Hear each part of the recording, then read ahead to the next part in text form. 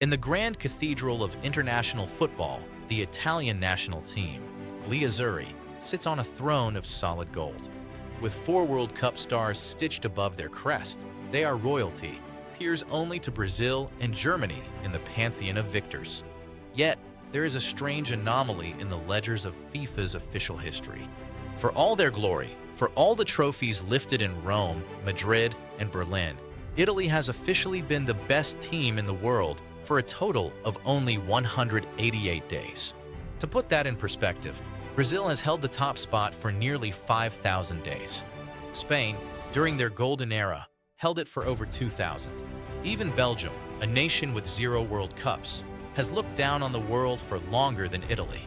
The story of those 188 days is not one of domination, but of beautiful, fleeting perfection.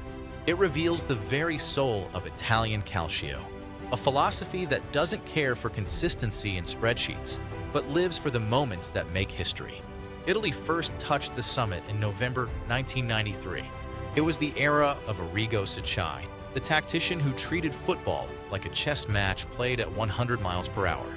The squad was frightening.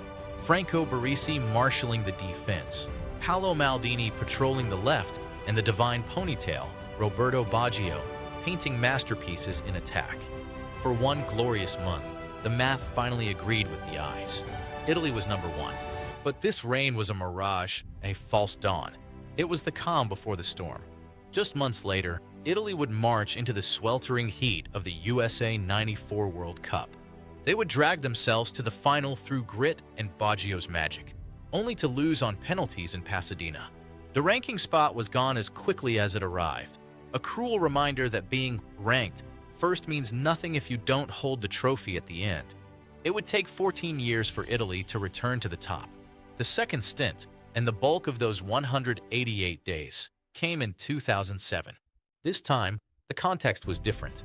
Italy wasn't promising to be the best. They had just proven it. The summer prior, under the Berlin sky, Fabio Cannavaro had lifted the 2006 World Cup. But the FIFA ranking system is a lagging indicator. It took months for the points to accumulate and finally push Italy past Brazil and Argentina. In February 2007, and again sporadically between April and September, Italy stood at number 1.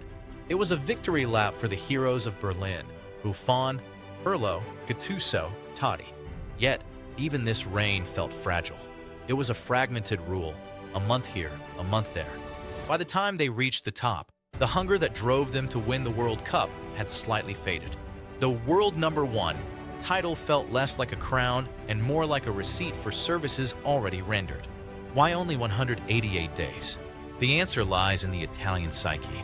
Italy does not treat football like a league table. They treat it like an opera. There are acts of tragedy and acts of triumph. Unlike teams that rack up points by destroying weaker nations in qualifiers, Italy often does the bare minimum to survive, only to transform into a monster when the stakes are highest. They are master tournament players, not points farmers. The 188 days statistic is a testament to this volatility.